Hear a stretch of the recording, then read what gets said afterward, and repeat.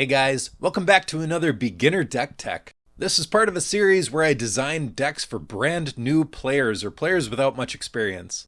The cards are all as simple as possible while still being synergistic. The mana curves are on par with precons, if not better. The ramp is made up of format staples, and there's plenty of card draw and removal. Today we've got Ruxa, Patient Professor. For 2 green, it's a 4/4 legendary creature bear druid.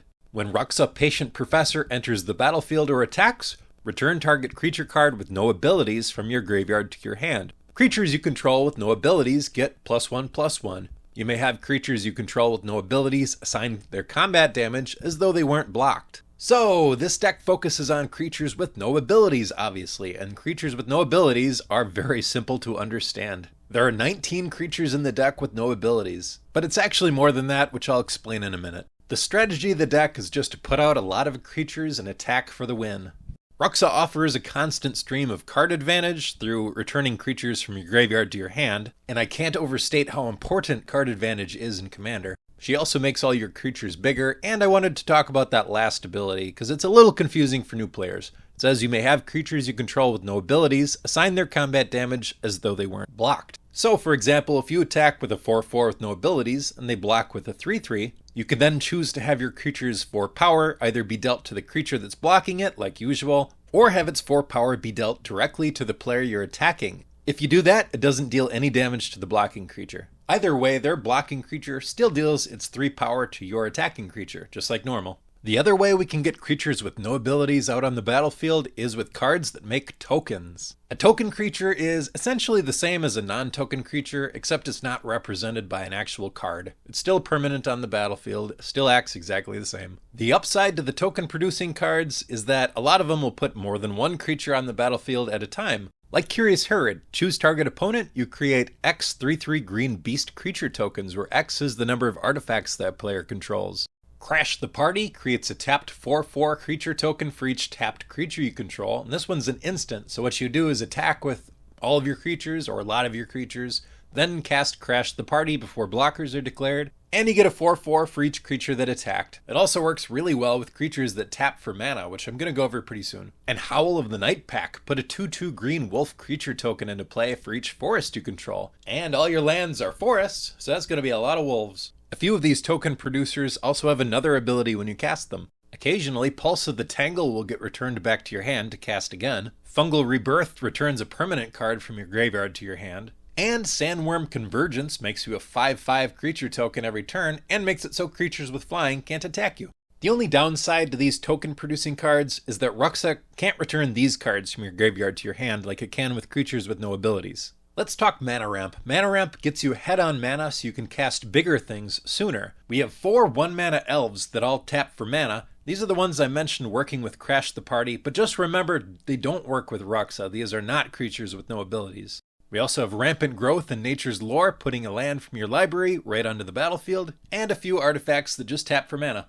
Of these, Heraldic Banner is the funnest because it also gives creatures you control +1/+0. And that card segues me into the next part of the deck, which is making your creatures bigger. Muraganda Petroglyphs gives creatures with no abilities +2/+2. Guy's Anthem gives creatures you control +1/+1. Sylvan Anthem gives green creatures you control +1/+1. And whenever a green creature enters the battlefield under your control, scry 1, which means look at the top card of your library and you can decide to put it back on top or on the bottom of your library. And most powerful of all, Unnatural Growth. At the beginning of each combat, double the power and toughness of each creature you control until end of turn, and this happens after you apply the +1/+1s from all the other Anthem effects you have.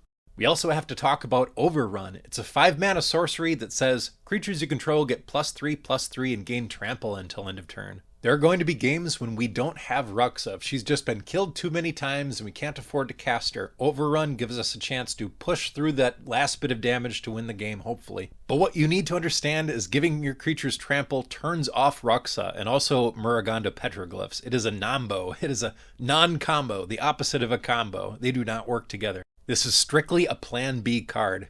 Next, let's talk about card draw. The last 2 creatures in the deck are Regal Force, which says, when Regal Force enters the battlefield, draw a card for each green creature you control. And Keeper of Fables. Whenever one or more non-human creatures you control deal combat damage to a player, draw a card. and Ruxa makes this very easy to do. In a similar vein, Hunter's Insight is an instant that says, choose target creature you control. Whenever that creature deals combat damage to a player or planeswalker this turn, draw that many cards. Return of the Wild Speaker is awesome for its versatility. It's an instant that says, choose one, draw cards equal to the greatest power among non-human creatures you control, or non-human creatures you control get +3/+3 until end of turn. It can refill your hand, or it can really just end the game. Elemental Bond is a powerful enchantment that says whenever a creature with power 3 or greater enters the battlefield under your control, draw a card. Keep in mind that if you have one of the Anthem effects in play, then your creatures will be entering the battlefield bigger than they would have otherwise. So for example, if you have a Muraganda Petroglyphs out and 3 1/1s enter, they actually enter as 3 3/3s and you draw 3 cards. And then Soul's Majesty and Harmonize for just a little bit more simple card draw. Now we've come to removal. Now green is not really the best color for removal, or at least for killing creatures. Desert Twister is a bit overcosted at 6 mana, but it destroys any target permanent, land, creature, enchantment, planeswalker, whatever. Slice in Twain takes out an artifact or enchantment and replaces itself. And then we have 4 cards that all essentially do the same thing. Target creature you control deals damage equal to its power to target creature. Next we have 2 board wipes. Board wipes meaning one card that takes out multiple other cards. Whirlwind, destroy all creatures with flying. None of your creatures have flying, so this doesn't hurt us at all. And Azuri's Predation. For each creature your opponents control, create a 4/4 green beast creature token. Each of those beasts fights a different one of those creatures. That means they'll each deal damage equal to their power to the other creature's toughness. And their creatures will deal damage equal to their power to your creature's toughness. It's not the simplest card in the world, but it is super powerful. Each beast that enters triggers Elemental Bond, so you draw a ton of cards if that's out. Your beasts are probably going to be bigger than 4/4 because of all the anthems you run. They're going to take out the majority of your opponent's creatures and probably leave you with a whole bunch of beasts. The last card I want to talk about is Bubble Matrix, a 4-mana artifact that says all damage dealt to creatures is reduced to 0.